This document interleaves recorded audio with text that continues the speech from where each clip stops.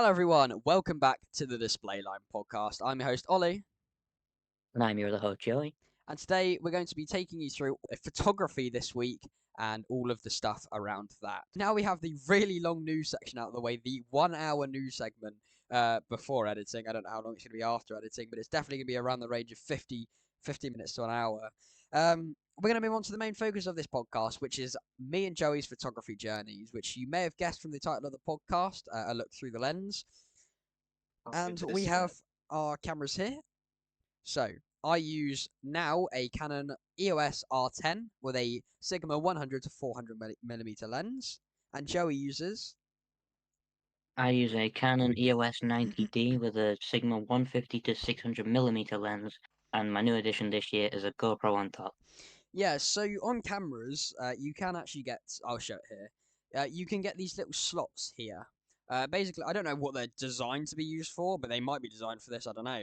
But you can get camera stands that basically there's like little gaps here, very small gaps, and you slide the camera stand in here. You lock it in place with like a little twisty knob or something like that, and then you can put your phone there, and you can have a phone stand. So when I'm doing photography, I'll put a phone stand here. My phone, it is in my wardrobe. My phone stand, but I can't find it. Well, it'll be in my camera bag. And we just got our cameras out very quickly. But yeah, I'll put my phone here and I'll record videos while I'm taking pictures. So, I'll be in my camera, I'll be like, brrr, like a machine gun, as I like to say. And yeah, so I can see Joey laughing at that. Yeah, it's and I'll record videos of the planes as they go past. I think it's definitely the best way to get videos. What I used to do was I'll grab my phone very quickly actually. What I used to do was this. So I would hold my phone like this. I'd click record and I would hold my camera one handed and record as it's going past like that. Luckily I did ask my parents for a camera stand. Camera stand for Christmas a few years ago, or birthday or somewhere like that. And yeah, well, it's a great addition to the camera. And Joey uses his GoPro on it rather than his phone. It's basically the same thing. Yeah. He'll have a GoPro stand.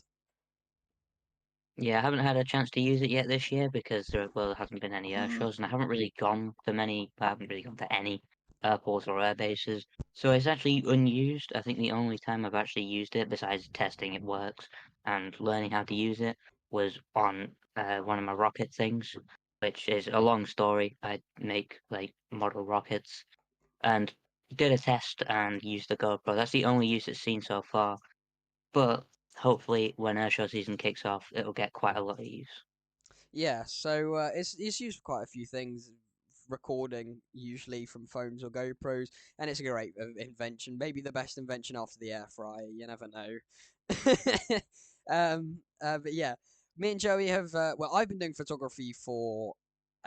This is the 11th year that I'll be doing photography. So I started in 2015 with a Nikon camera, a literally tiny Nikon Coolpix camera, or I don't actually know the specific camera, but it'll be a camera looking like that, and I'll put an image up of it up on screen now, so you guys can have a look at that. It's a very very small camera, literally tiniest thing ever.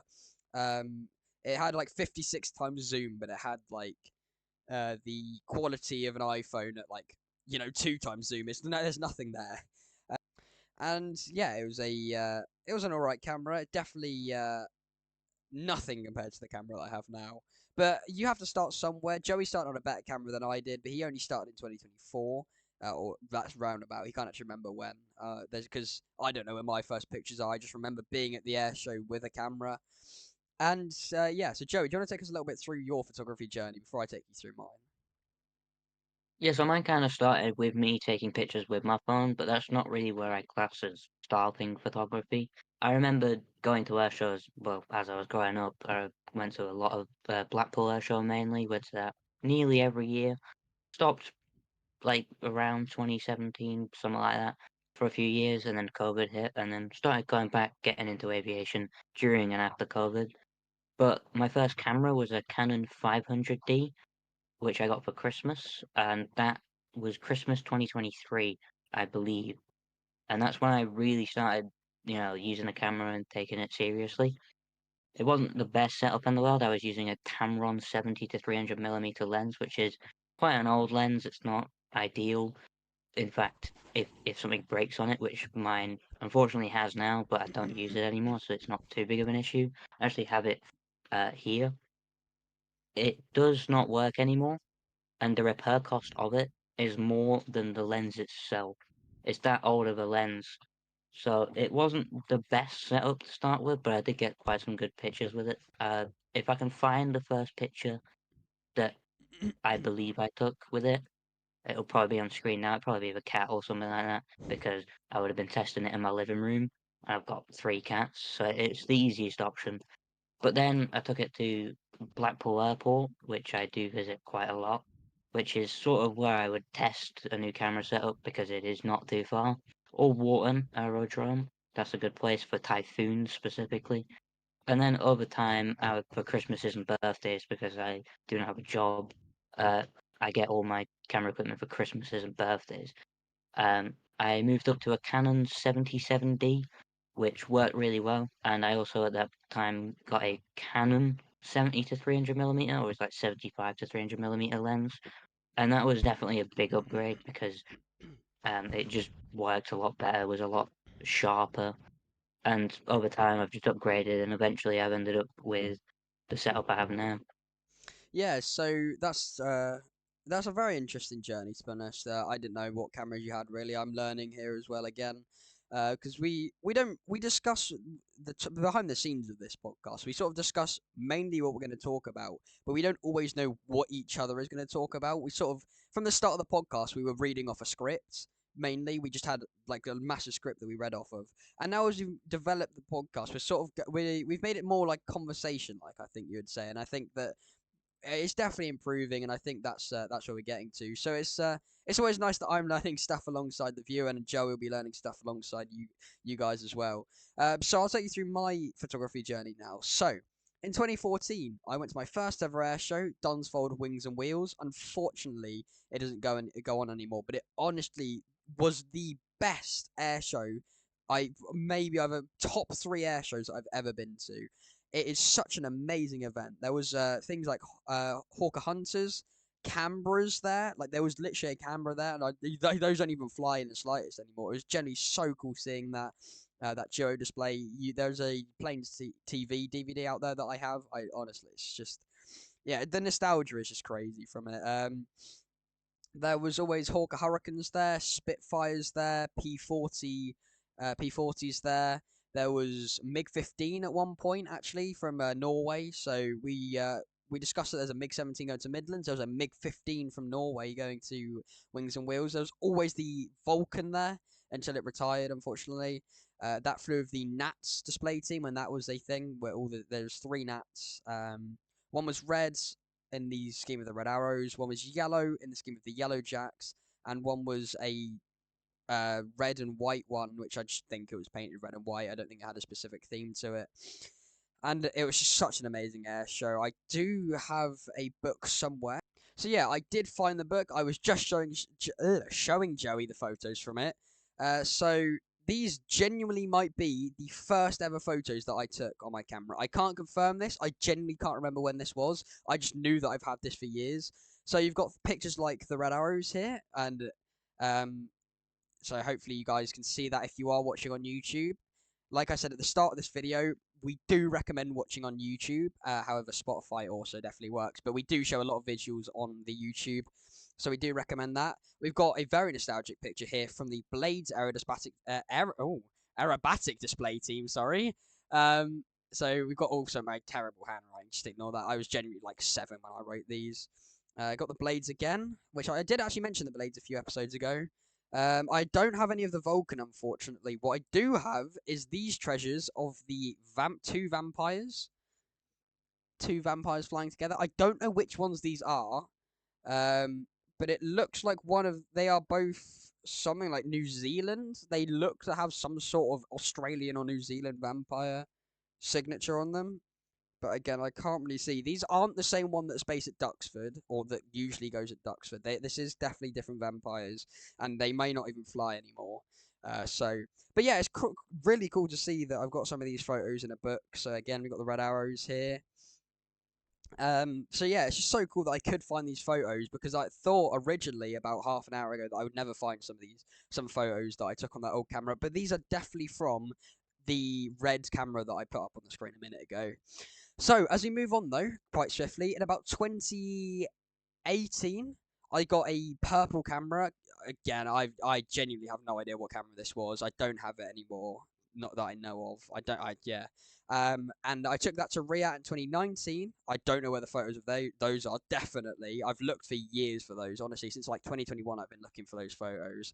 If I can somehow find them in the time that I've edited this, then I put them up on screen, but I highly doubt it.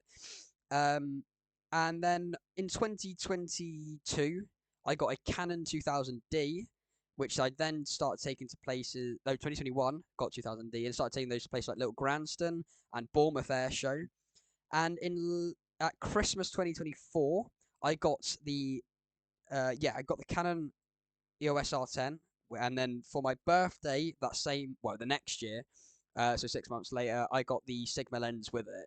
So now I have a very nice setup. I really do enjoy taking photos with this. The photos are very sharp, in my opinion. However, thanks to some of my friends, they've actually helped me be able to get sharper photos because they used to be so soft. Because I honestly, although I've been doing photography for 10 years, starting off with a camera like this, which is a no mirror camera, so mirrorless camera, it's quite tricky to get used to. It's harder to get focus on things, but it is a lot more rewarding when you do. So I don't know why this is, but when I was on my Canon 2000D, this thing would lock onto anything. If there was a jet going at 10,000 mile an hour, it'd somehow lock onto that. With this, you really need to have like the perfect conditions. You need to have perfect shutter speed, ISO, aperture, all of that to get it to lock on, which I had problems with last year. However, through my friends and just sort of me learning it myself, I have managed to get sharper photos. And I'll find some photos from Little Grandson last year. You can check them out on my Instagram, metric.spotting, as well as the TikTok.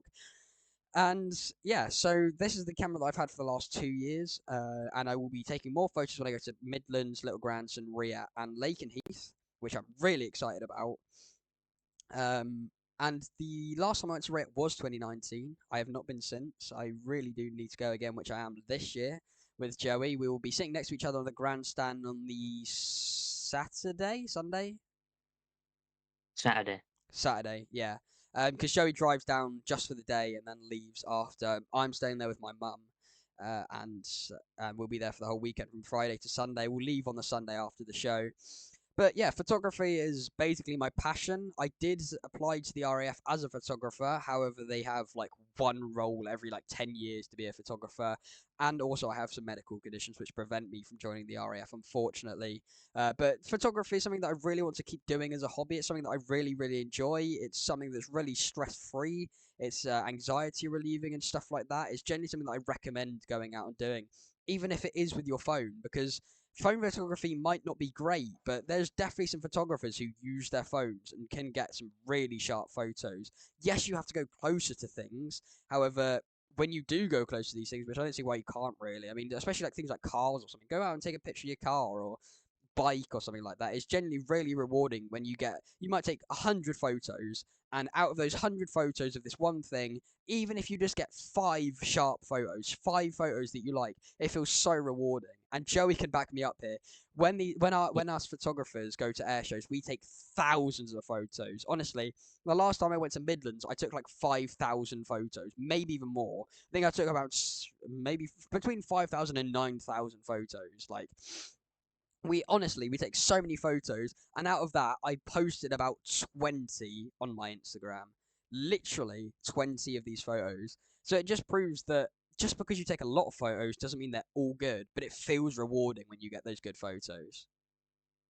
Yeah, I think when I went to React for the first time, which was last year, I had only just gotten this camera and I wasn't sure what the battery life was, so I was being quote unquote reserved with how many pictures I took, and I still took like 2,500 pictures, and that was being reserved. And Yeah, I think I edited maybe about 40 of them and posted about 20 of them. So you're really just holding down yeah. the shutter button when it's flying past and just hoping you get that sharp, clean shot that's good to edit, and hope that when you've edited it, it's very good to post. Yeah, exactly. I mean, this camera is so good on battery. You can generally go for like 3 days posting like taking like thousands of photos. Honestly, I have some batteries here. Actually, I have them plugged in at all times. Well, not all times, but when they need charging. So this is the battery that will go inside the camera. It's if we put it compared to my hand size, it's sort of this big. But this battery will genuinely last you. Yeah, so we've got the same battery, you know.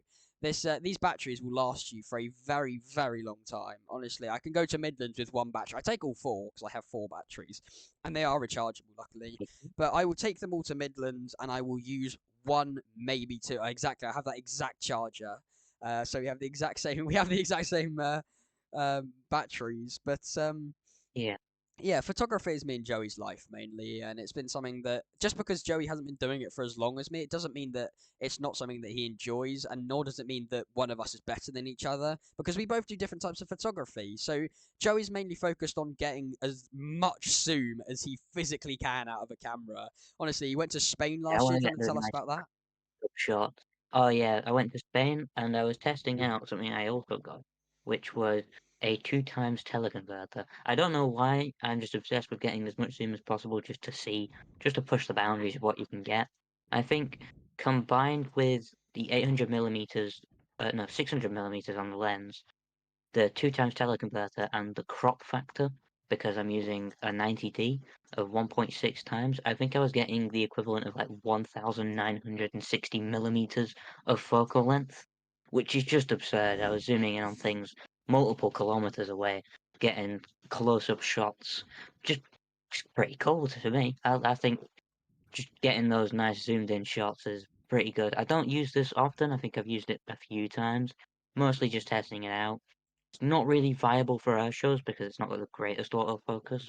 But if I do one day invest in maybe a star tracking tripod, I can get some really good shots from like the night sky, and that's probably what this is ideal for. Combined with this lens, it's basically a telescope. Yeah, you sent me a picture of a bird actually, and I was like, and you were like, oh yeah, I just got this bird from like 3 kilometers away. I was like, sorry, what? Honestly, he took a photo from his thing like I don't know, it's probably less than that. It's probably like I don't know, 500 meters away, which doesn't sound like a lot, but if you ever use the camera, I mean, Be hard to find. this thing would reach 200, 300 meters with good like quality and stuff. And this guy was like, "Oh yeah, look at this picture of a bird I took," and I was like, "Right, okay." And he was like, "I took it from like 500 meters away." I was like, "Sorry," I was like, "What?" And he was like, "Yeah, I Yeah, have this definitely magnifier." good. But yeah, it's great for cruising altitude airliners as well if you can get the stability sorted out. I don't. My tripod is from like a year ago for a camera with a a lens a third of the weight of this. It's not a great tripod. It's definitely not rated for the weight of this thing. So I have been manually with my hands stabilizing it. And when you zoomed in to 1900 millimeters of zoom, even the shaking of your hands, you lose what you're Yeah. looking at very quickly. So I had to like lean down and like rest it on my windowsill just for the extra point of stability, looking up at all the airliners going past. I was getting some great shots, to be honest. Yeah, that's exactly what I do. I remember I used to do TikTok lives every day in like the summer holidays in 24. Yeah, 2024, I believe it was. And I do something called window spotting, which is what Joe was just talking about. You sit at your window, which is right there. Obviously, you can see the curtains that are there. I'd sit at my window, I'd stand at my window, bring my chair over, something like that, and I'd just wait for because I'm on the flight line to like Heathrow, so the planes will literally, well, coming into Heathrow, they will fly over me basically at like 13,000 feet, which genuinely is not that bad for this type of photography. You'd think that 13,000 feet, you're never getting a photo. But because these aircraft are just so large, like they're like 300 feet by themselves. So yeah, I can get some decent photos, and I did post them a lot on my Instagram. Again, you can check that out. There's loads of window spots. I'm sure I'll find a few photos and put them up on the screen now of these window spots that I got. But like Joey said, the further you zoom in, the more unstable it gets, which is why 400 millimeters and sort of further away, you want a tripod because A, it's heavy and it really hurts after 6 hours of an air show, and B, any movement, literally the slight jittering of your like hand. So obviously you hold it like this, and it will be fully extended. So yeah, it'll be fully extended like this. So that's 400 millimeters. It doesn't look a lot, but it definitely is. And you'll be taking a photo, and even just like the jit, like literally like that, or like not even that, literally just the normal shaking of your hands, like it's doing right now. That can really make the difference between how sharp a photo really is and how good of Yeah. quality a photo really is, which is why I really need a tripod, and that's probably the next thing that I'm going to invest in. Yeah, it's also really difficult with a big lens such as this one because this is without zooming in at all. This is the full zoom, Yeah, and it weighs. I think the combined weight of this is like 2.5 kilograms, and when you're holding it up here for 6 hours, like you said at an air show, your muscles get weak and shake more, which really just makes exactly. it Yeah. 10 times harder. And because you're holding the camera, so obviously it'll be extended like that. And because Joey's a bit longer than mine, um, but yeah, so you hold it like this, and obviously the more weight ahead of the hand out in front, the worse it gets. So I'll be holding it like this, but because there's so much weight coming off of this hand as well, and this hand's only to support and do that. But as we go back to the phone stands and stuff, here is mine. So literally this bit under here, try and get it in the light. This bit under here will slot into that gap that I was previously telling you about, and then you twist it like this, and it will like lock in place, so it will just grip onto it. I mean, right now it's pushed a bit too far, and I probably can't stand it up, but this is how it's supposed to look like this, and then this bit will be like that, really. So instead of like that, it's like that, and yeah, so it's on the camera. Put the phone in it, which I do now actually. So while I am doing this, Joey is going to show you the GoPro version of the phone stand. Yeah, so every GoPro has its universal mount on the bottom, and you can get these for like 5 quid just to mount on the bottom. You screw in the GoPro there, and it's got the same screw thing on the bottom of it, and you just screw it on top, and it'll be fixed on top of your camera. They're not perfect, sometimes it's a little bit off angle, but you can sort of just force it into the right angle if you have to. So here we go. I have now got it fixed, and now you can see that my phone is on top of my camera. I'm twisting the little screw thing, and now it is attached. So look, I can do this, and it's not going to fall off. All you have to do, obviously, is you go on your phone and you go onto the camera thing, which there we go, and then you just go and record. And while you're doing that, you can go in here. Don't wear a hat. You can't wear a hat unless you wear it backwards, which is what I found out because I'm clever. And yeah, so we go in here. You're taking photos. You're doing a video. I'm recording a video at the moment, so here we go. Go along here like this, and that is the photo, and you have a video at the same time. So you will see behind the scenes, the computer and everything as well. I'll put this video up on the screen, probably in the corner while this is playing. So yeah, then you just take it off like this. Put the camera down, obviously, and then yeah, you just put it up against you, and you just pull that bit, and hey presto, it's done again. So it's a very, very good thing, and I'm glad I brought it back up and we had that break so that I could go and get some things. So the next thing that we're going to explain in photography is the lens hood. So I've got a sticker on it from the Typhoon display team from last year or 2024 sometime, I don't know, but yeah, you can put stickers on them if you really want.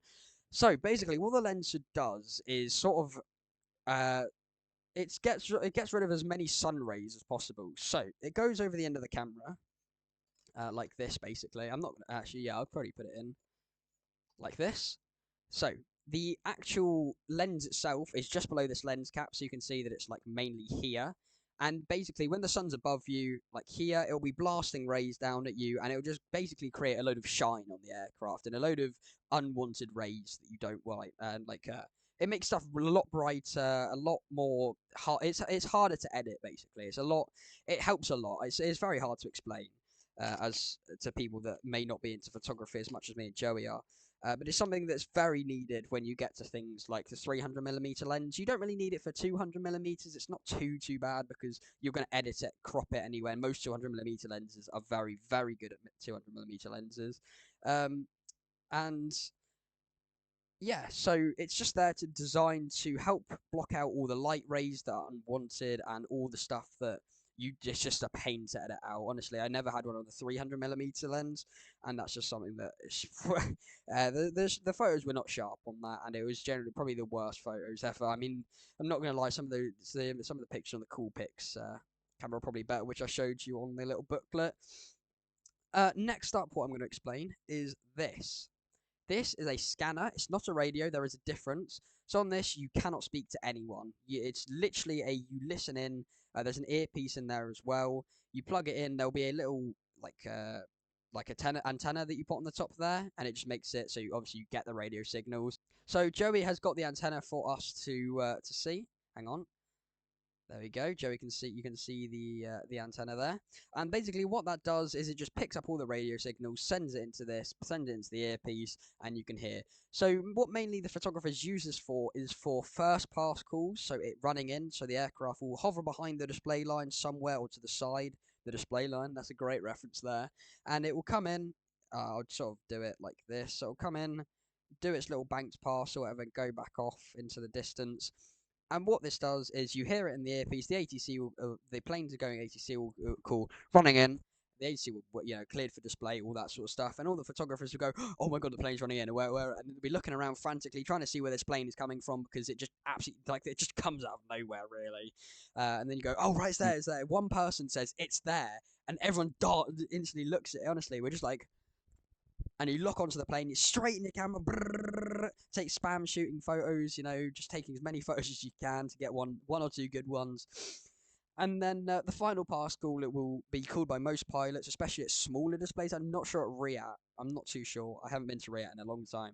But at Little Grandstand, they'll call final pass. They'll go, hello ATC, final pass. And they go all clear or whatever. Then they come in, they come across whatever final pass and they're gone. So the final pass is really important to me personally, because it's the last chance to get a good photo, especially if you feel like you haven't managed to get good photos. It's sort of like, okay, we need to lock in, we need to make sure our cameras like settings are all adjusted, ISO, aperture, shutter speed, you know, all the rest of the stuff. There's hundreds of settings on there. You only really need the aperture, ISO, and shutter speed, but there is loads of settings that you can do on the cameras. And it comes on, and you're like, okay, right, this needs to be perfect. You've got to have the sun in the right place. You've got to have the perfect amount of clouds.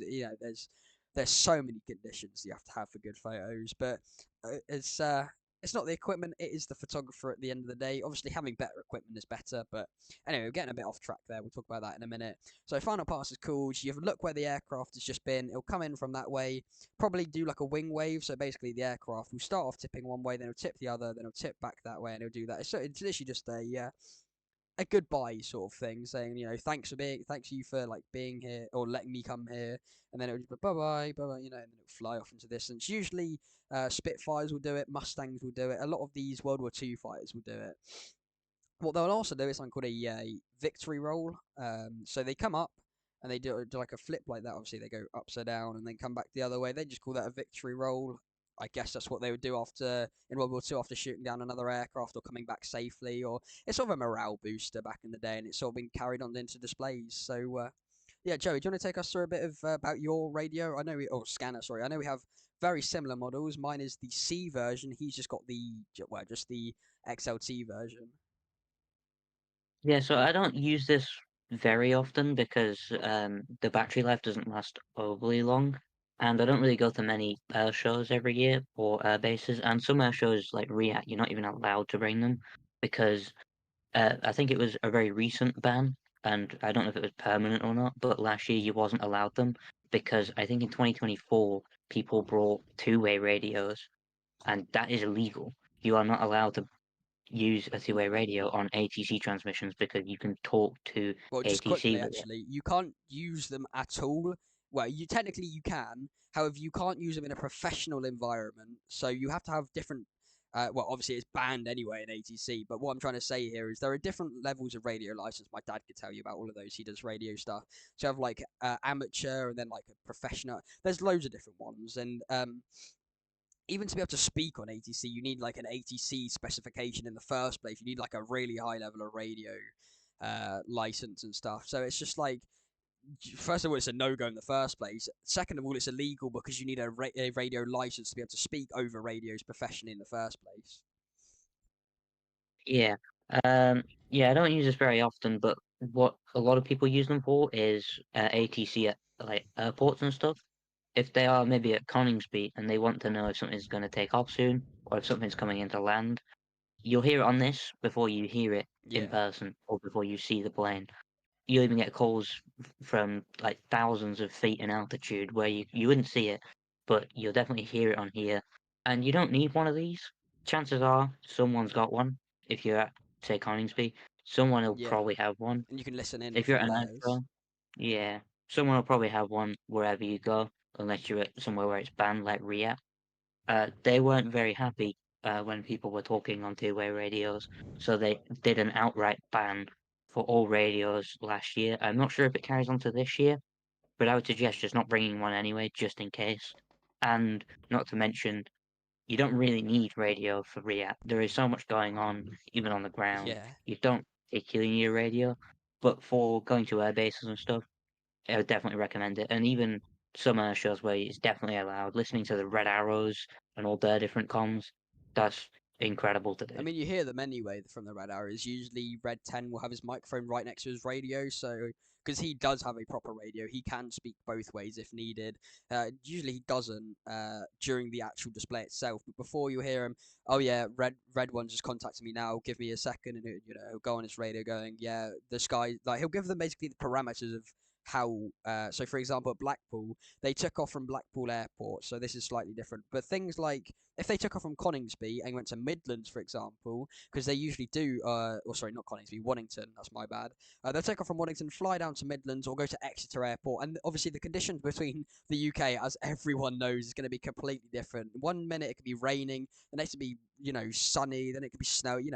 The conditions along the UK is so unpredictable. So what Red 10 will do, he'll go into his radio, go, yeah, hello. So the parameters are we got 90% cloud cover at 13,000. Something.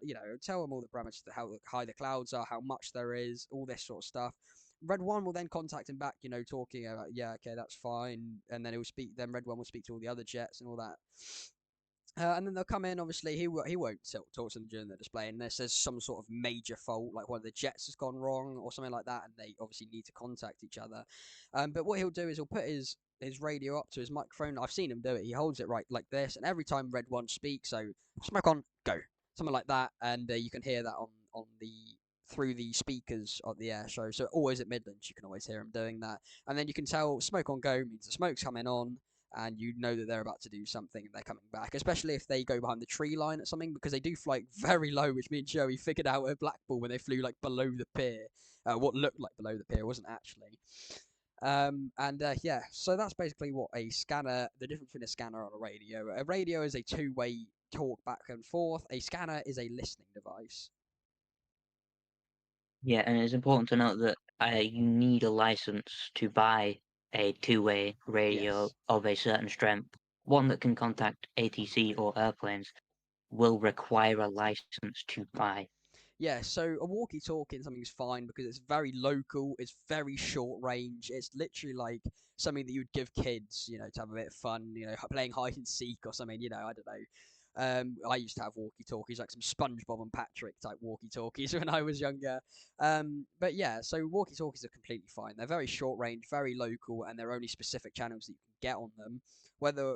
However, with radios, they're very long range. So this thing picks up stuff from if you went down to Heathrow, the tower's like at one place. If you went to the other side of the airport, this thing would still pick that up.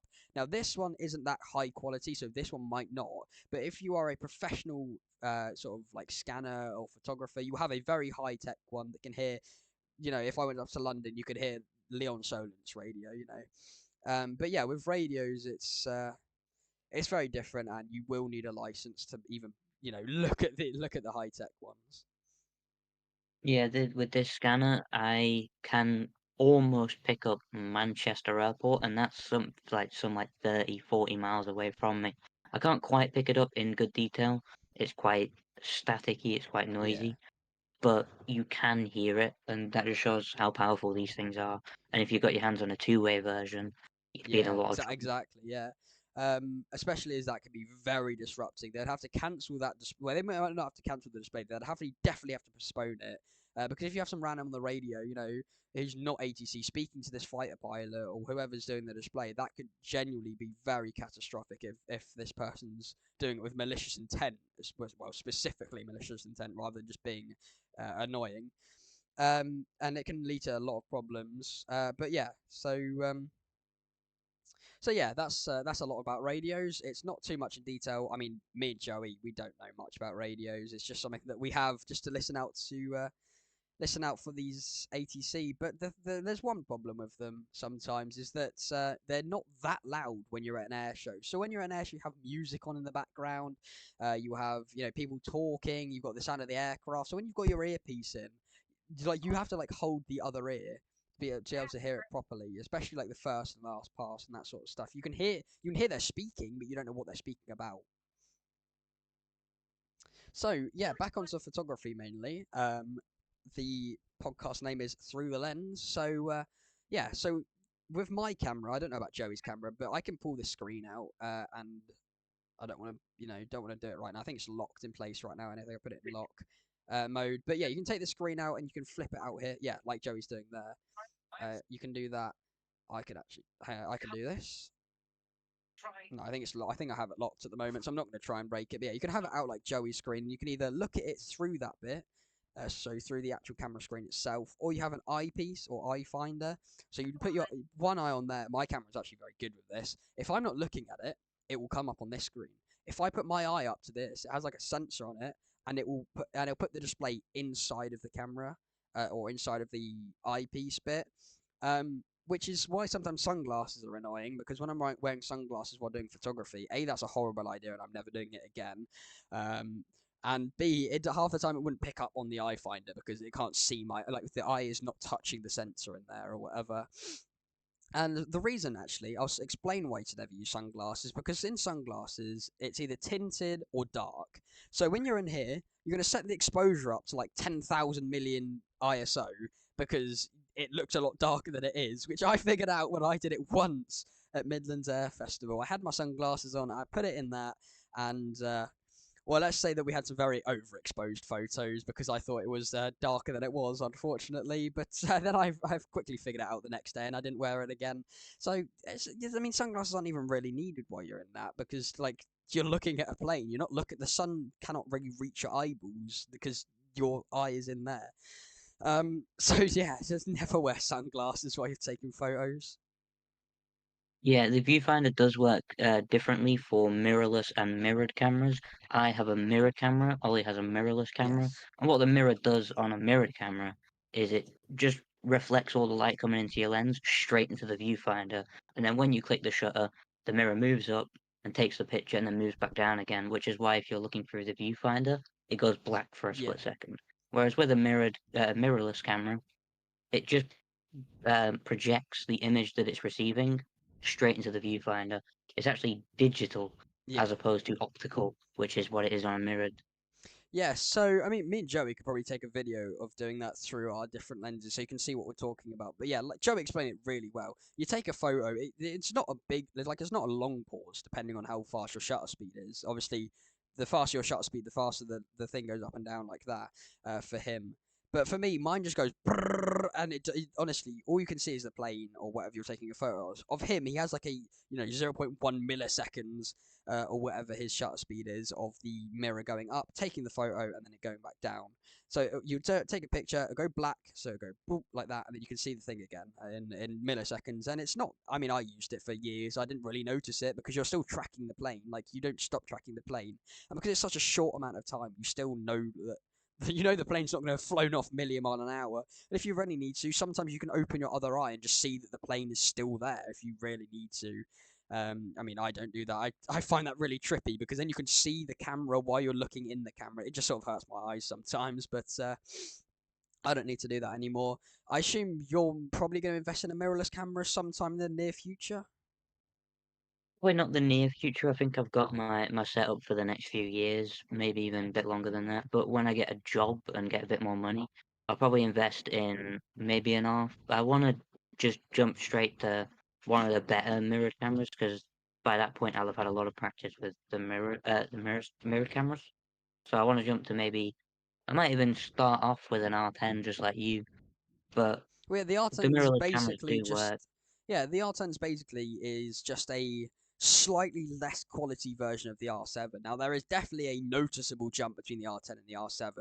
Um, cameras. So the R7 is like it's like one of Canon's best cameras, top like 5 best cameras that Canon has ever done, and the R10 is basically just a cheaper version of that. Now I probably could have got an R7 for the same price, but they're both used. I mean, this has been used before, and actually I will get into what I'm about to say in a minute. Actually, but yeah, so I do recommend starting on the R10 actually, Joey, because it is a very good camera. It's never caused me problems other than this slight lack of focus, but again, that's just because it's a mirrorless camera and it doesn't always lock onto something. But because Midlands is backlit as well, isn't it? So when the sun's behind it, it makes it even darker. So now it's got to pick up on a fast moving dark object going through the sky. It's like, but for it being front lit, um, it means that it's a lot easier to pick up. While the jets are going fast, yes, it's a lot lighter and it's a lot easier to actually pick up. Yeah, I will say React lighting conditions are some of the best I've ever had to use or been at an air show with, because Blackpool Air Show is backlit. React is the only other Yeah. air show mainly I've been to Southport Air Show, that's also backlit, with it being on the same coast, basically right next to Blackpool. But React is the only other air show I've been to, and it is not backlit, which just makes ideal conditions for photography. Yeah, so Dunsard Wings and Wheels is or was front lit. I know the photos here aren't very good, but you can see in here the sun would have been behind it, so the sun would be out here, and obviously the plane's here. Now, because the camera was genuinely not obviously not the best. It's a very I was 6 years old, 5 years old. I didn't know what I was doing. It's a very low quality camera. It looks very dark. If I use the camera I had now, this would be a very light photo. I would also be zoomed in a lot more. But here you can see on the roofs, the sun obviously here, it's literally dead behind it. It'll be like this, or maybe like this. This was in the evening, so it'll probably be something like this. And Sywell was also the same. It mainly was front lit for most of the day before like the evening displays were like side lit. So they're the air show, and obviously Riyadh, and they're the air shows that I've been to that are front lit. But what I wanted to say actually was the difference between mirrored cameras and mirrorless cameras are also you don't have to worry about you don't have to mainly worry about the shutter breaking on these more than the mirrored ones. So what I found with the mirrored ones is that they had sort of a shutter limit. Now these will have a shutter limit, 100%, but because they're designed to be like long lasting, they're very expensive cameras. They will have a much longer life than the Canon 2000D. I think I had about 200k shutters on that. I mean, that's a lot. I had that for like 3 years, and I was like, brrr, and it was also used previously. Probably not to the extent that I used it, but with these, honestly, you can literally go at like what do you call it? You know the fast shutters, but not the shutter speed. You can like put it on burst mode and like fast shooting mode, so you go really really fast. Honestly, you can take like at least 5 photos a second. Honestly, it is literally so fast. Um, and you don't have to worry about it. I mean, people will be using these. I could use this camera for like 10 years and it would still be fine. I mean, maybe the batteries would be dead, but yeah, that's the difference mainly between mirrored and non-mirrored is that you don't have to really worry about it breaking down as such. Yeah, something to also note is that the mirror flipping up and going back down, that's where the joke about mirrored cameras being so loud comes from. That's what the noise is. It's the mirror flipping up Yeah. and down is why it's so loud compared to a mirrorless camera. Yeah, when I changed, I was like, wait, where's the noise of it? Because obviously the mirror wasn't flipping up and down. I mean, the 2000D is not bad. I don't. You said you had the 2000D or whatever, but you know that it's not terrible. It's usually Nikon cameras that have like really loud shutters. I don't know why. I don't know how. I don't particularly care why either. It's just whatever. But yeah, all you hear when you have a a mirrored camera next to you is brr, brr, brr, brr, brr, brr, brr, brr, brr, brr, like you'd hear it really loud. But with this, it's like brr, it's so quiet. And it's lovely, honestly. You can hear the raw sound of the jet or Spitfire or Mustang going past you, and it's just so nice as well to hear. Yeah, you do get used to the noise after quite a while. I've taken tens of thousands of pictures with this thing, and I'm now used to the noise. Yeah. Although when I'm at air shows and stuff, I hear other people's cameras just dead quiet, and it just makes me realize this is a very loud camera, and for them, they're hearing this off to the side. It's probably a little bit distracting, but Yeah. I it mean, is yeah, but what you it is. sort of go like not tone deaf, but you realize you just sort of forget about it that it's there. You just go. oh yeah, taking pictures of planes, and then you like you go, oh wait, I can hear my shutter now. Now I know it's there, but you just you just don't listen to it. You're just too busy focused on getting that perfect photo that you just don't notice that it's making noise. So yeah, you do sort of go tone deaf after a little while, but yeah, honestly, cameras are me and Joey's life, and I don't think that just because of a bit of a loud noise. I mean, the jet's literally going to be louder. Like half the time, you can't even hear the mirror because there's a typhoon burning your ears off as it goes past. I mean, when it flies overhead and activates the afterburner, genuinely 200 feet above your head or whatever, and you just you can't even hear yourself speak. You can't even hear like you can't hear anything. So yeah, it doesn't really matter. I don't think. Yeah, I imagine in my GoPro videos from Midlands and Riyadh, you'll probably hear the shutter quite a bit. Yeah, I mean, Hampshire and Midlands now are getting a lot more announcements, especially Midlands. Their lineup are probably almost complete, but because it's on like a grass strip, the display line's like 50 feet in front of you. Like genuinely, it's so close to you. Because basically there's a tree line at the back here, and the crowd line is like here, and there's a runway in the middle, and the display line's slightly behind the runway. So it's literally an estate. It's a field like less than an acre wide or something, you know. So yeah, the display line's perfect there, and you can really hear. You cannot hear the camera, especially when there's like helicopters going past you, like the Sea King, which will going this year, and the Whirlwinds, and especially when there's aerobatic aircraft like the Extra 300, Extra 330 from the Global All Stars, Chris Burkett, and that. You cannot hear a thing. It's just so loud. You honestly think you wouldn't think that some of these aerobatic aircraft would be loud, but when they're hovering in the air, like they basically hover on their prop. It is really loud. Now, this podcast is heavily focused on photography. So, Joey, do you want to take us through some of the best events that you've probably ever been to get some photography? This doesn't have to be aviation based. Yeah, I mean, I've only really been to aviation events with my camera. I've been on holiday with it, but it's quite the big lens to pack in a suitcase, so I don't really bring this on holiday much. But I think the best pictures I've got at any place so far has been probably Lake and Heath, and that's just because it's the most recent, and I'm getting better every time I take pictures. And that'll have been in the later months of last year. Can't remember exactly when, but other than that, I would say React's been the best event for me taking pictures because I'd just got this camera, just got this lens, and that was sort of me testing it out. I didn't really have any testing of this new camera and lens beforehand, so I sort of learnt as I went along during React. My first ever time at React, I spent learning my new camera, which isn't optimal. I probably should Yeah. have tried it out a lot more beforehand, but I think my lens came like a week before React, so I really didn't have a lot of time to practice with it, get used to the fact that it's 2 kilograms on its own. It was definitely not great in terms of having to walk around for 8 hours Yeah. with a 2 kilogram camera strapped around my neck, but I got used to it after a while, and I got some of my best pictures I've ever gotten there. And then Lake and Heath a few months later, I got some of my favorite, if not my favorite pictures I've ever taken. But Blackpool's always been pretty good. Southport, I don't go to as much anymore, but Southport's always been pretty good. Um, Manchester Airport's great for photography. You've got the viewing area, I forgot what it's called. I think it's the Runway Visitor Park. Great place to go and if you maybe have kids or something, they've got bouncy castles. They've got all sorts. You can see a Concorde in the hangar. Or if you want to do photography, they've got an elevated viewing area where you can see directly over the fence, get some real close-ups of the planes and stuff. Yeah, I mean that honestly, I really need to go to more airports. But my favourite place is my local airport, Leon Solent EGHF is the ICAO code. It's depending on which way they're taking off and landing. Usually they take off into the sea. That is you. Obviously, being a seaside airport, the wind usually is blowing. So the runway is basically like this. There's a literally a beach like 20 meters wide before you get to the ocean from the end of the runway, which is why the plane the other day crashed into the sea because it's very very close to the airport. Honestly, there's it's you can walk there within 2 seconds. The beach is not very wide.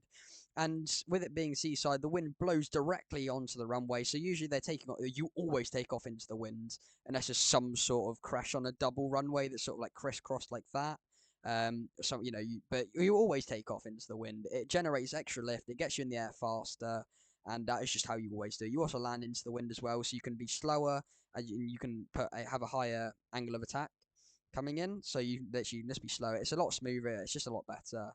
Um, Back to photography though, with it taking off and the sun being on the south coast, the sun is behind you mainly with this airport as well. So it takes off into the wind, and I have some such beautiful photos of the Spitfire from Coningsby and Goodwood Spitfire, so Spitfire.com. That's doing a flight from Southampton all the way around the UK. Which Joey will be seeing. I will also should hopefully see as it's flying from Southampton from me, and then it's flying over you or somewhere near you, so you might hear it at least. Um, and I'll find some photos. I've actually got a like my mum made me like a keychain hanging thing. So obviously you put like keys and like college lanyard and stuff up there, and it's got some of my photos of the Spitfire on it. Um, and yeah, because they bank as well. I need to do it like this. They bank as well, so you can get some photos of genuinely like this is how it would be lit. It's so perfect. You can have it on the lowest ISO for no grain and no noise and stuff. You literally can have the aperture at a perfect amount, like f9, f8, which is just beautiful for sharp photos.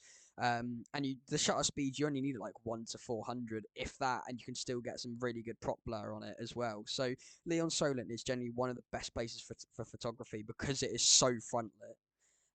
Riyadh as well, again, front lit event, brilliant for photography. Sywell was genuinely a probably top three again airshow that I've ever been to. Unfortunately, they didn't carry it on for reasons because the organizer unfortunately passed away, or one of the lead organizers. But that was such a good event. It was like I said, front lit at all times, and that's genuinely all you really want as a photographer. It's a genuinely photographer's daydream, you know. You zone out thinking about a front lit event, and that's what you get. So it's really hard to explain photography, but our main aim here is to explain why we enjoy it, and we hope that you can see why we enjoy it and maybe even get into it for yourself.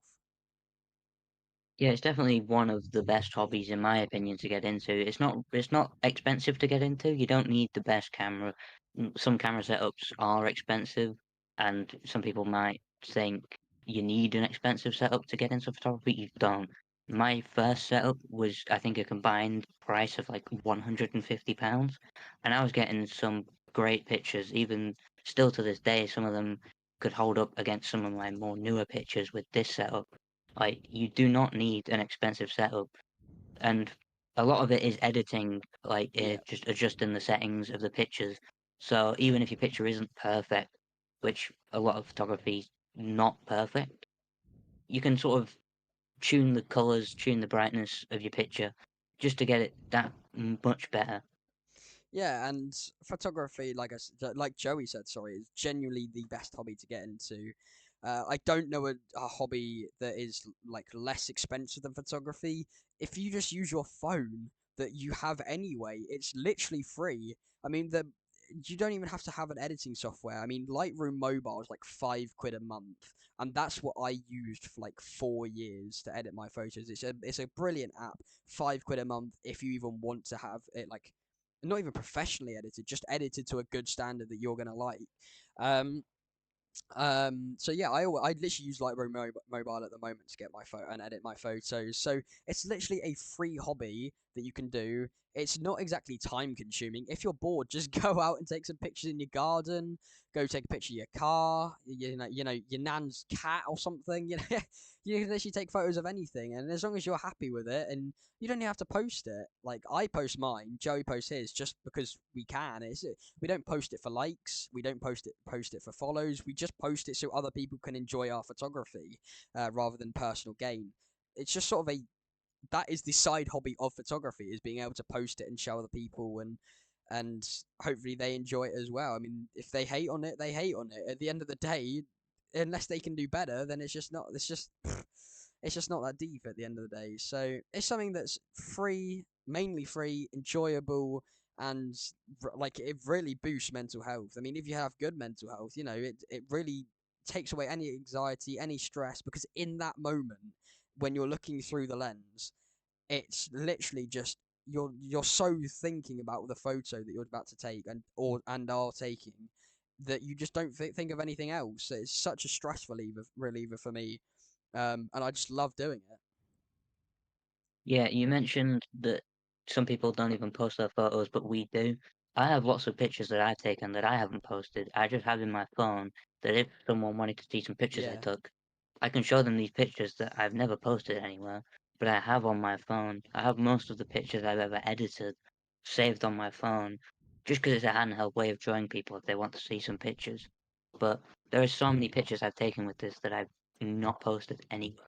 Well, yeah, like you said earlier, you might edit 40 photos and post 20. You just post the ones that you like and what you like. You don't think about what other people like. You don't care what other people like. You're posting it for your own personal sort of goals. You can then compare it. So you go to the bottom of your Instagram and then the top of your Instagram and go, wow, that is one hell of an improvement from my old camera to this new camera. Or even just I look at the start of when I bought this camera to the ones now, and I'm just like, wow, how like those photos are terrible, but who cares? Because I enjoyed it, and as long as you enjoy taking these photos, it's just a magical feeling, I think, and it's just and Joey can definitely agree with me. Because yeah, I have so many photos that I could post if I wanted to, and half the time I don't even post them until like 3 months after the air show finish. I just like randomly one day I might go. I'm not. I took so many photos of Blackpool Zoo when I went up to Blackpool for the air show. I've looked through all of them. I've edited a few of them, but I just haven't posted them because I just don't need to. It's just I just enjoy editing them. I enjoy looking through them, and I can see well the difference between this photo of this one animal and this other photo is like okay. So what did I do on this one? You had a high shutter speed, low aperture, something like that. And on this one, I had a high aperture, low shutter speed, and all these different parameters that you can mess around with when you're taking photos because the animals aren't going anywhere. They're in a zoo. They can go around their enclosure, and then you can just sort of because like there was like a tiger, and every time it went round, I did different parameters because it went round it just walked around its enclosure, and every time it came close, I'd use a higher aperture, lower shutter speed, or the other way around. It's just it's just just a magical feeling doing photography because even if it's bad, it doesn't matter. You can always edit out the bad things. And with AI, I mean, if you really want to, you can use AI to make your photos better these days. I mean, that is expensive. You have to pay like 50 quid for a good AI editor these days, but I mean, I don't see AI ruins work. I don't see why you would ever use AI to enhance a photo unless it's maybe a really old photo. Actually, to be fair, like these photos there, if I could find the files of them, I could definitely AI enhance them and make them better to see the photos so more clearly. But I think that they're so nostalgic that why would I ever make them enhanced? Yeah, I know that Lightroom has its object remover. It says it uses AI, but I'm pretty sure it's just algorithmic, which I suppose AI is just algorithms Yeah, anyway. But I think Lightroom's object remover is more AI, not AI, more algorithmic than anything. So it's not really using AI. I know that there's a lot of people who would dismiss anything if it says it's used AI, which is why photographers who use Lightroom, who use the object remover, aren't going to say enhance with AI or AI help me make this picture because that will just get it dismissed immediately. But Lightroom has the built-in feature to remove objects if you need to, and it's used so much if you have maybe dust on your lens, yeah, you'll exactly. get That's like what I was gonna a say. spot in Yeah. the picture, but you can just remove it by selecting it and it just removes it. Because the thing is, it's not even AI as well. It's just removing something that's an imperfection, and some people might not want to do that. I mean, that's completely fair. Like, if you want a photo to be raw, other than the just like maybe if you're exposing it a little bit and just because like the Romans said, nothing is perfect. When people like when they made mosaics, you'd always see one tile out of place, which I learned on a school trip in year four. So I guess you do learn stuff from these school trips when you're in primary school, but I mean, I personally remove any dust that I can see. I personally do not like it. I can always see. When I load up a photo, the first thing that I can see are the dust spots. And with this camera, it's a lot better because there's no like mirror and all this sort of stuff to get it on. I never take the lens off, so it's very hard for the dust to get inside the lens in the first place. And in my wardrobe, I have a camera cleaning kit, so I just clean the camera before I go away and make sure it's all fine. And I bring it with me everywhere. So yeah, I remove the dust, but it's not AI. It's just it's just removing a little speck of black or grey on the picture, which just makes it look a bit worse. And like Joey said, it's not. It doesn't. You don't have to use it, and you don't have to say that you have used it. It just makes photos look a lot better if you can remove like people. Like if you're taking a picture of a car and there's one person in the background, you can just remove that person. It's not. It just fills it with a bit of grass. It's not like it's AI generating an entire car. It just takes away that person and sort of looks what colors are around that person and then fills it in. Yeah, something to note about photography is if you're getting into it, it is sort of a bit of a trap. You'll take pictures and go, I can take better than that. And you'll just keep thinking that no matter what picture you take, even me now, I take a picture and I go, I can get sharper than that, or I can edit better than that. And that's how I ended up with a bigger lens, a better camera, and practicing as much as I do. I've just looked at all the pictures I've taken and gone, I see where I can improve. I'm going to improve. And that's just led me to here. And I think that's something that a lot of people who do photography as a hobby find themselves doing is being their own biggest hater, I guess you could say. As in, no one's looking at pictures online of a jet and zooming into the smallest little specks and go, oh, that could be a sharper picture. They're not doing that. The only person doing that is the one who took the picture because they want to know how they can improve. And it is sort of a trap that a lot of people will fall into. But of all the traps to fall into, I think self improvement is probably one of the better traps. And it's very, very important to know. I can't stress myself enough. Don't compare yourself to other people, okay? These people have been doing photography for 50 years with a top end camera while you're there on your phone and you're like, oh, why can't my photos be like that? Because you've just started and you're on a phone compared to these guys who've dedicated their entire life, which is what me and Joey want to do to photography, is just like Joe said, be your own hater. Don't compare yourself to other people. Compare yourself to yourself, which is what I have learned over the years and how I personally improve my photos by not going, he's got so much better or she's got so much better photos than I do. Let's give up. I go, right, this photo is terrible. How can I improve on this photo? And at the next time I take a photo of that aircraft, dog, cat, animal, tree, whatever, I go, okay, I've done that last time. Let's try and do this time, and then it turns out to be a better photo. Instead of going, right, this guy's got a much better camera than me. I've got to be better. Just calm down and focus on your own photography, and that's how you get better. If that's the only thing you take away from this podcast today, if you even got to this point because it's like 3 hours long, uh, take away that don't try and be better than other people. Try and be better than yourself.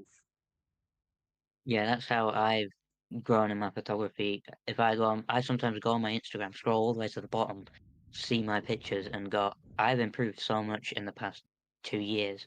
And I think that is the best way to do it because if you compare yourself to other people, you don't know what their first pictures look like. Like their first pictures could look worse than your first pictures, but there's no point comparing those because you want to see how much you have improved.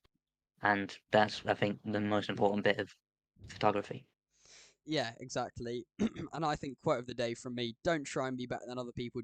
Try and be better than yourself. Like I said, if that's the only thing you take away from this podcast, I want it to be that. Because even if it's not about photography, even if it's about in real life, don't try and be better than other people because other people have been in different situations. They have different, if you've grown up like really, really poor or something and you try and be, I'm not saying don't be better than someone who's really, really rich, but if they have the fortune or you have the unfortune to be born into one of these families, you can't just be rich like that. You have to work towards it. So just try and work on yourself rather than working on being better than people who have just been, who have just have the luck to be in that scenario. Not even that, just who have who are older than you, who have more experience than you, who are, who these people have been. If you're starting out in, Formula One, you're never going to beat the best driver there because you're in a lower end team and you've just started. Yeah, I think that is definitely the message to take away from this of any message. We haven't really done any messages in any of the episodes before, but that is definitely a good first one. So yeah, Joey, do you want to now talk us through where you see yourself going in the future with photography? Do you see yourself maybe doing it as sort of a part-time job? Because I know people that you can get photographers that do full-time. They do like weddings or events and stuff like that. Do you see yourself going into that sort of career, or do you see yourself doing it as a main primary hobby and doing and going to loads of air shows like the tour that we might be doing in a few years' time? I personally would like to keep it a hobby because, well, growing up my entire life, I've heard people say, "Don't make your hobby a job," because if you have to do something, you don't really want to do it. Even if it's something you've spent the last 5 years as a hobby doing over the course of 1 year, you could grow to not want to do it personally. I mean, I know some people would love to work as a photographer and they would absolutely love that environment, but I personally would rather keep it as just a thing I can do whenever I'm feeling like it. Oh, I want to go to Manchester Airport today. I'll go to Manchester Airport, take some pictures. I can't bother doing it for the next month. I won't do it for the next month. I haven't used this camera in about 2 months, and that I think is the best way to do it because it was expensive, and I probably should use it more, but I don't have to. There's no pressure on me using it. I can use it when I want. It's freeing, and it's just the ideal situation for me. I'll be honest. Yeah, no, I mean, it's slightly different to podcasting. Obviously, this won't be our job. I'm sure at some point it's gonna, well, it will end anyway because even if we do it up to we're 90 and then we pass away or whatever, it's gonna end at some point. But I mean, Joey personally doesn't spend too long on the podcast. I usually edit them. Nothing against Joey or anything, obviously. But Yeah, he's. I don't view it as a job. I find it fun. The thing that I don't find fun is the editing part, but it's something that we have to do, and it's something that at the end of the day, I can't get the podcast out with all with all the cuts that we have to do, unfortunately. But it's adding photos and adding stuff. Even if we get 10 viewers on the YouTube, that's 10 people who have watched us personally speak for 3 hours doing what we love to do. They might not enjoy it, but what they enjoy is watching us do what we enjoy, which is the main thing. And I spend upwards of 20 to 30 hours of doing podcast stuff every week, um, which isn't a lot in terms of a week. A week is, hundreds of hours long or whatever. It'd be, what, 200? Joey, you could probably do the maths on that. But, it's quite a long time. 24 times 7. I'm sure we can. We'll put a number up on the screen. I'll put a number up on the screen. But yeah, I I think it's like spend 168 hours or something like that. Yeah, so I'm spending about 1/7. Well, yeah, 1/7 of that. It's pretty simple. About 20, 30 hours, and I'm spending about 1/7 of a week on that. But it's something that I enjoy. Me and Joey enjoy recording. We make these promos. We spend was it 30 minutes recording these promos because So many takes because we get the words wrong. That's what I do mostly with this is I'm here for the recording of the main thing and I'm part of it, but my main thing besides gathering news is sorting out the promos, what we're gonna do for the promos, and then sort of scripting them. And it sometimes takes quite a while to film them because like we're doing now, we're just talking and that's so much easier than reading from a script. Yeah, It's exactly. Because like the thing it's is, when you're so much reading more from a fluid. script, you have to. So what we do is we have the script. We put my phone will be like on my computer there, and I'll have a look at before we start recording, and then I'll look at the camera and I'll be like, "Hello, everyone. It's Ollie Joe from the Displayline Podcast." But the thing is, because you have to remember all the lines that you're about to say, and you've had literally 10 seconds of reading before we do it. We don't spend half an hour reading our lines to make sure we've done it. We just do it because yeah, the things between a script and speaking is speaking, you're thinking what to say as you're saying it. With a script, you then have to remember what you're going to say before you say it.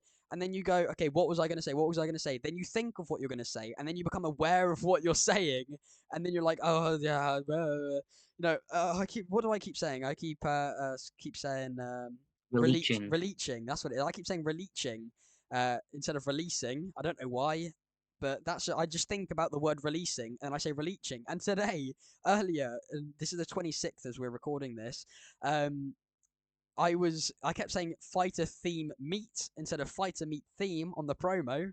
So I didn't even realize. The thing is, I was thinking that I was saying fighter meet theme, but Joey then realized that I wasn't, and I was like, no, I definitely did. So I watched the recording and I realized I said fighter theme meet instead of fighter meet theme. So yeah, but Joey spends about half an hour scripting two at a time, maybe three.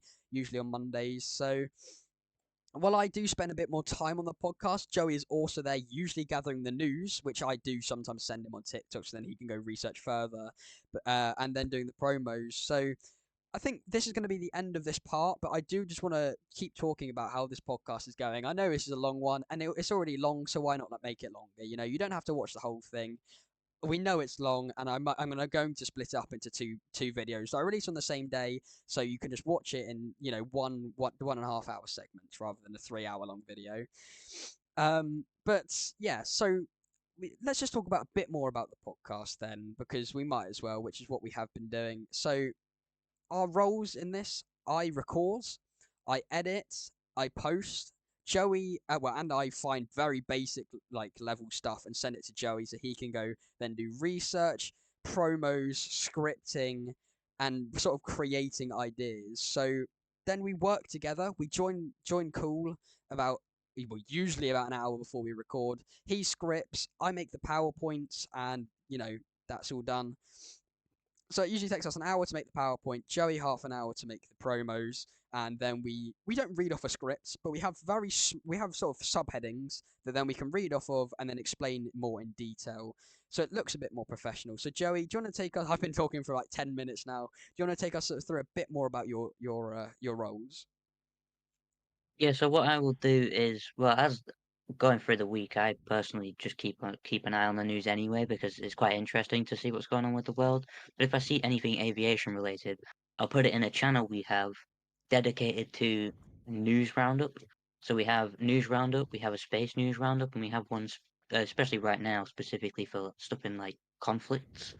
So that's where all the Iran and Ukraine stuff was at. So throughout the week, I'll be posting stuff in there. Ollie will have a look at it and just see what's going on. You'll send me stuff and on TikTok, and I'll have a look on Twitter, see if there's any more information for it. And then what I'll do on a Monday is look at the airshow announcements we've got ready and the news we've got, and come up with 3 promo ideas, 3 scripts to write for 3 promos. They'll release on a Monday, Tuesday, and Wednesday.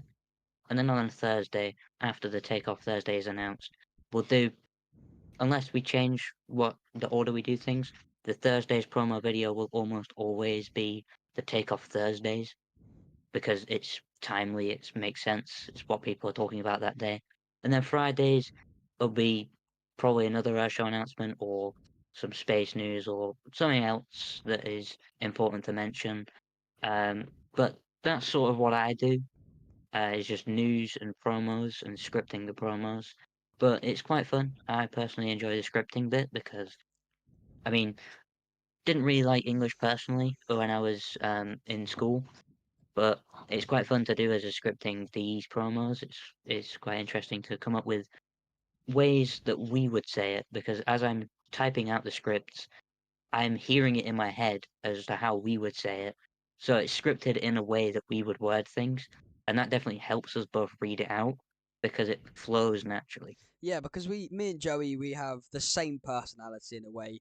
We honestly, we can finish each other's sentences. We can finish each other's jokes. I mean, we literally come up with the name of the podcast together. We will literally go. We will literally okay. We do use AI in the slightest. So we go on AI, we go on ChatGPT, we go give us a list of names. We then pick a few names, and then we make our ideas off of those names. So one of the name of this podcast was um the lens or through the lens or something. I said looking through the lens. Joey then made it a look through the lens.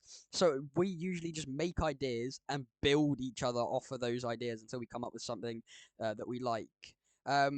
Next week's we also coming up with currently I'm not going to say currently, obviously that kind of ruins the surprise, but me and Joey have used AI and then gone on to create completely different to what the AI was. Something was like I don't know, Weather's Fury or something. We've made it a bit different. I can't actually remember what it is now. It's on the PowerPoint, but it's not relevant right now. But I might have to start making Joey edit some of the podcast. Nah, I'm joking. But yeah, he does a lot.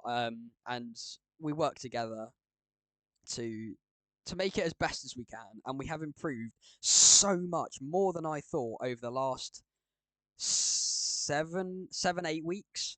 This will be the eighth podcast. So yeah, the last 7, 8 weeks we've gone from me having terrible mic wind, so every time I like breathed, you could hear it, and you could hear it stuttering. So being able to have a mic cover and sorting out OBS, because I just used to use the bloody Xbox Game Bar recording, and now I got OBS, and I've been recording off of that. So yeah, Yeah. it's definitely hard, and it's a very long process. Especially the editing. The recording is fine. We can yap for hours, but when I tell myself to put a picture up on the screen, I go, now I've got to go find a photo. Now I've got to go put it up on the screen. Now I have to spam Joey because he's always on Do Not Disturb on Discord, which means you just don't get the ping. So if I spam him enough, he'll see the notification to get me the photo that I need to put on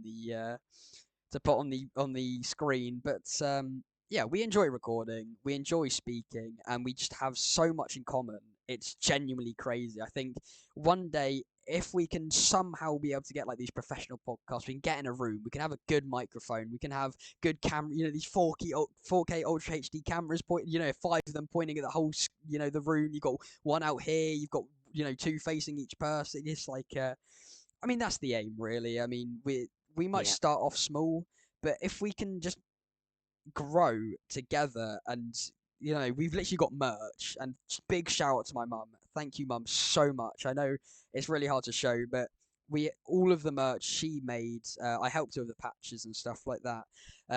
But I asked her, mum, do you think we can make some merch with your like printing stuff? I mean, she knows what I'm talking about, and she was like, you know what? Yeah, let's do it. And it's from her money. I mean, I do offer her to give her money worth back, but she only takes it for the jumpers and the t-shirts. Which actually, speaking of which, I have got on now. So we do have t-shirts as well. Um, but yeah, so big shout out to my mum. Really, really thank you for all the merch that you help get, and yeah, she made all her money back on the jumpers that I've given to some of my friends and stuff. So yeah, but we just work together, and the whole aim is just to help people know a bit more about our hobby and what we enjoy. And if they don't want to get into this hobby, then fair enough. As long as you enjoy listening to the podcast, or if you just tune in for one video, that is enough. As long as you've watched once and you've gone, okay, I don't really like podcasts, or I don't really like photography, or I don't really like planes. Fair enough. At least you've watched a 45-minute video on us explaining why we like something and how we try and spread our ideas across. Yeah, it really was humble beginnings. I remember the first few, we didn't have any recording software. So we had a third person in the call who was also the editor at the time, screen recording for us and just cropping his little call thing out and just having us two on the screen. We we've really come a long way in the past 2 months. Yeah, so shout out to Dan. You're probably not watching this, I know, but big shout out to you, Dan, the editor. We used to call him. Literally, there'll be three people. So he would be like here, and then me and Joe would be like this. Luckily, that's how it panned out on Discord. So thank you, Discord, as well. He would edit a black box over him, move us into the middle, and then he would do all the editing because I didn't know how to edit.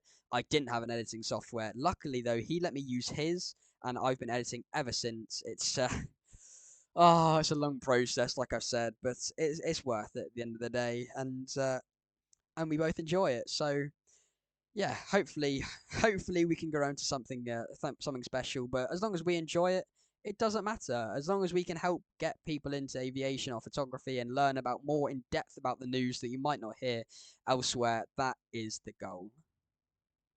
Yeah, and this is definitely going to be quite a long one to edit. We have been in this call for 5 hours and 20 minutes. And I will We put a haven't been recording the screenshot whole up time. right now. I'll put a Yeah, screenshot up right now of five. Well, I won't actually. I'll do it at the end of the call before we leave, and I'll show you how long we're in VC for. But yeah. yeah, it's going to be We the haven't been long one to edit. recording that the whole time, but I mean, we've been recording for so long. I had food halfway through because my food arrived, but that'll been cut out. But I have eaten through like halfway through this because it's taken so long. But we've just been enjoying this one. Like we were trying to get a bit more conversation in it because I know the last seven have been mostly just us speaking one at a time, Yeah, just what getting to the facts. camera, to the like Yeah, instead of speaking to each other, we speak to you at home or at the office or wherever you are. But now Joey well, we have had feedback, and Joey told me the feedback he's gotten, which is that we should add more conversation to this. It's not going to be as long as next week, hopefully. Please, I can't be editing 5 hour long podcasts. Yeah, we've enjoyed this one a lot, and we're not even done yet. We're not even on to the third part of the podcast, and it's 11:30 at night.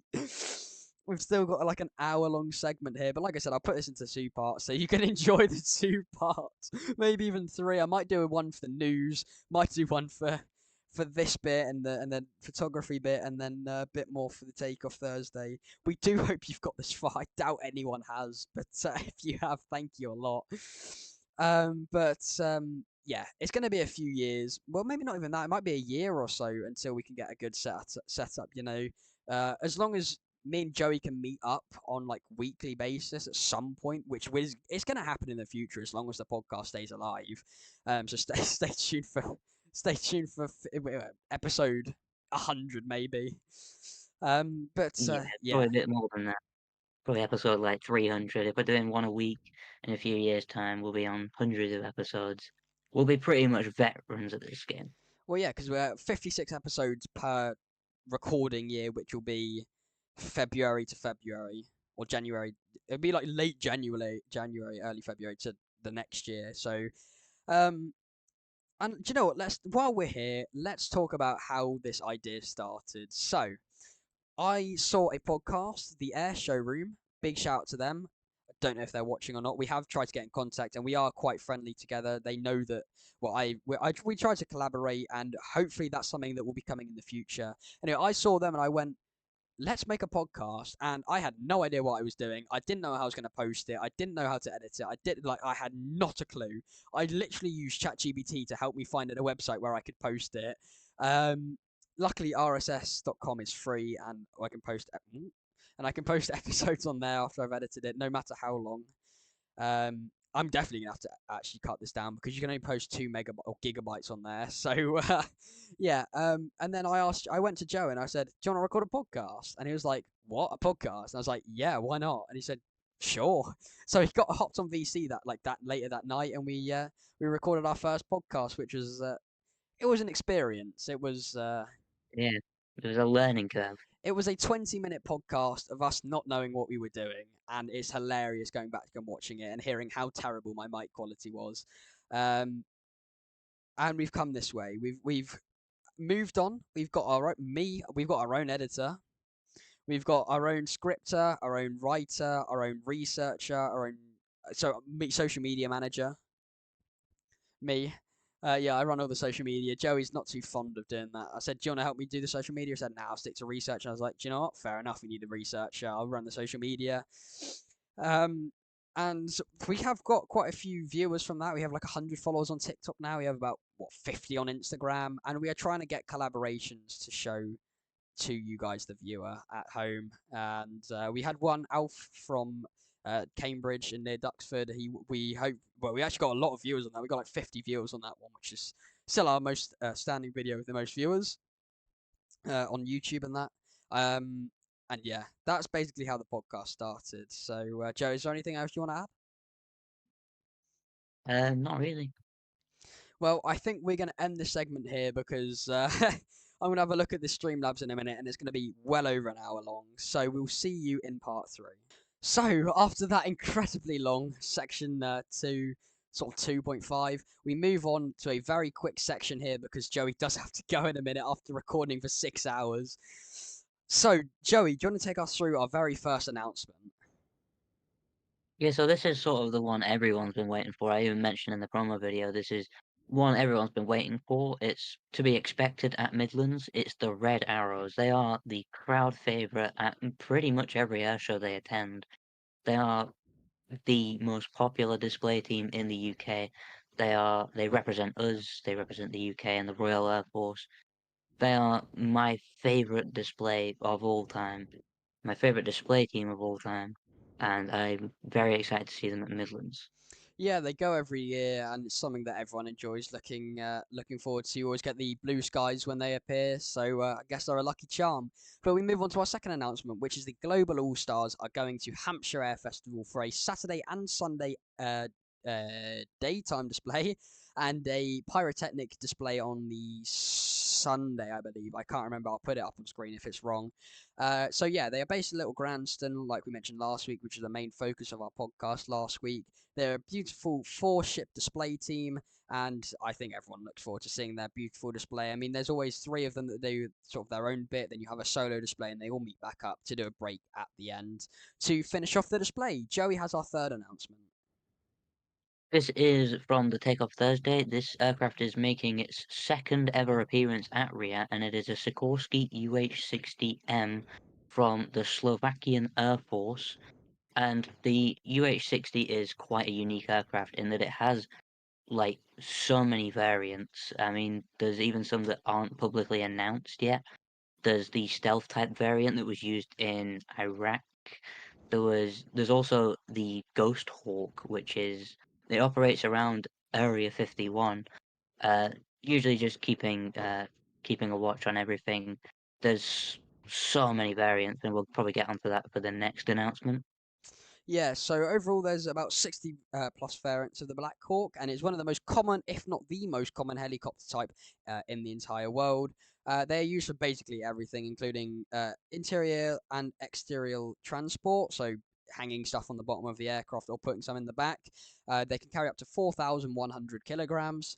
They also use for combat assault with turrets and turrets and armored floors for combat missions, such as when they were used in Iraq for the Bin Laden raid. And they also have a firefighting and search and rescue variant that is used for search and rescue and firefighting. The next announcement, also from Takeoff Thursday, is two F-35A Lightning IIs from the Netherlands. The F-35 has 19 exported countries where it's been sent to, not including the United States. So overall, there's 20 countries that will operate or have operated the F-35. I believe that maybe, completely overall 20. I was going to say something else, but actually that's wrong, so I'm not going to say that. The main variants include the F-35A, the F-35B, the F-35C, and the F-35I. The F-35 is the nuclear capable, however, the most standard variant overall. The B variant is the one that the United Kingdom Royal Air Force operate and can hover and take off vertically and stuff like that. The F-35A is just a short takeoff and landing aircraft, while the B can literally hover up and down.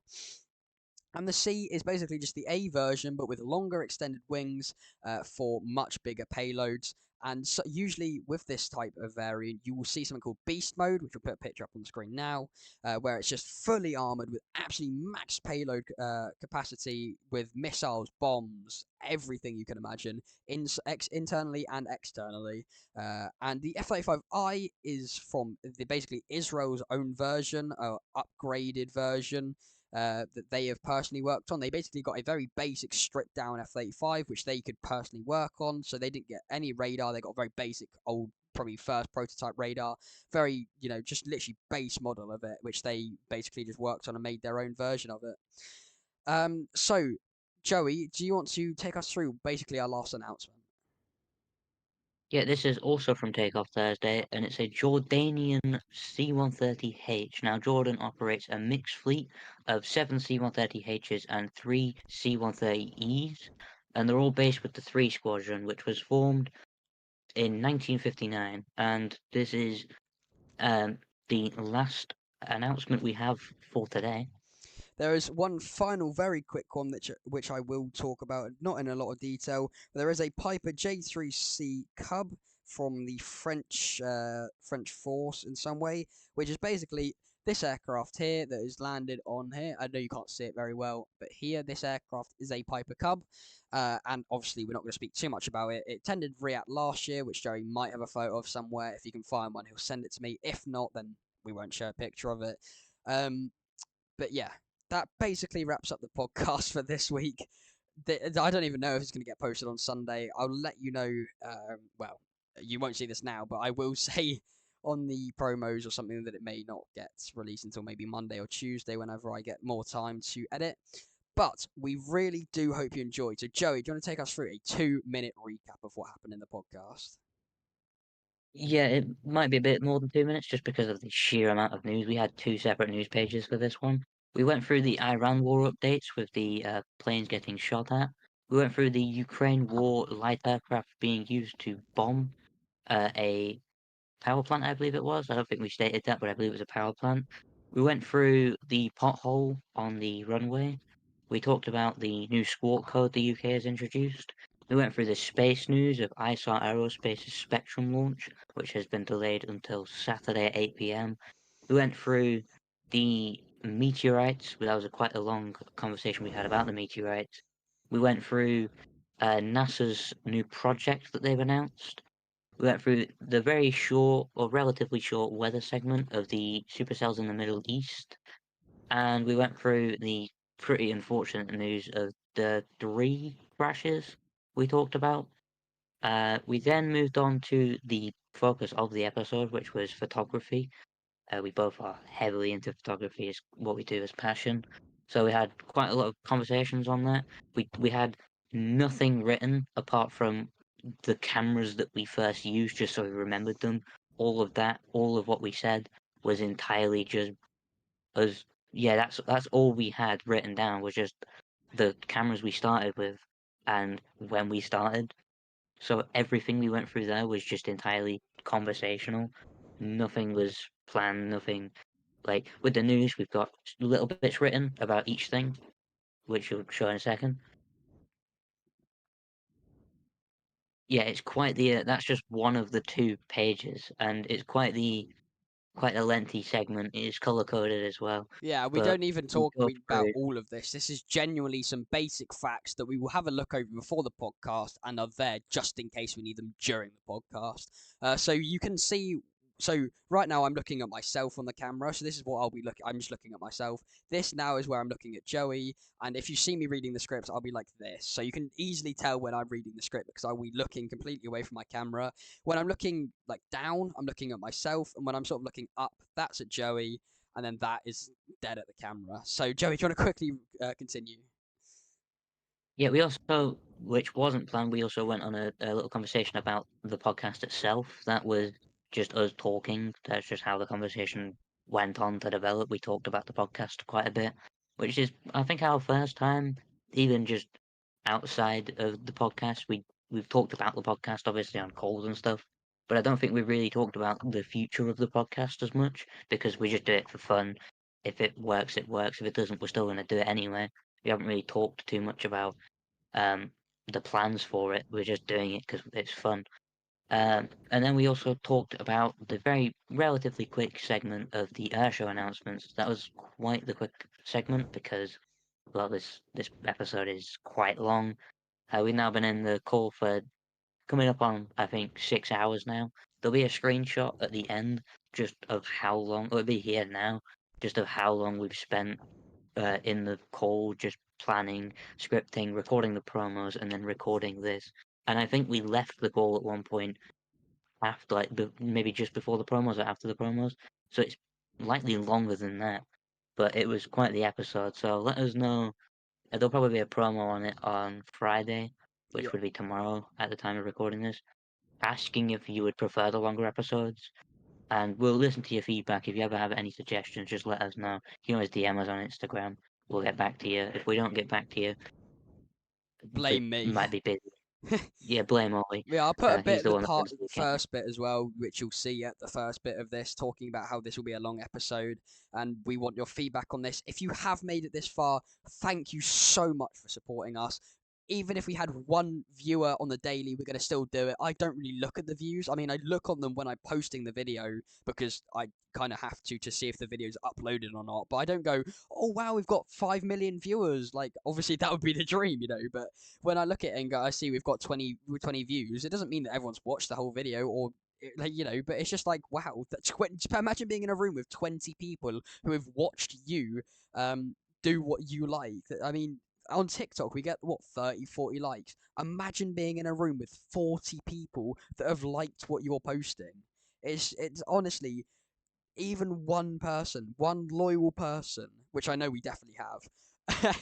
um and we honestly, yeah, it's just something that we do as a hobby. I mean, this one maybe, maybe not. You know, we've done it for 6 hours, but it wasn't meant to be this long. It was definitely meant to be about 2 hours long, but it wasn't meant to be 6 hours long. So we do hope you enjoyed. if you have made it this far, let us know in on the Instagram. I don't know why the comments aren't working. I think YouTube have just disabled them because they can. I literally, it says they're on in YouTube Studio and stuff. We'll do a promo on this tomorrow, talking about all of this. But we hope you enjoyed, everyone. Take care. This is going to be a long one to edit. So bye bye, everyone.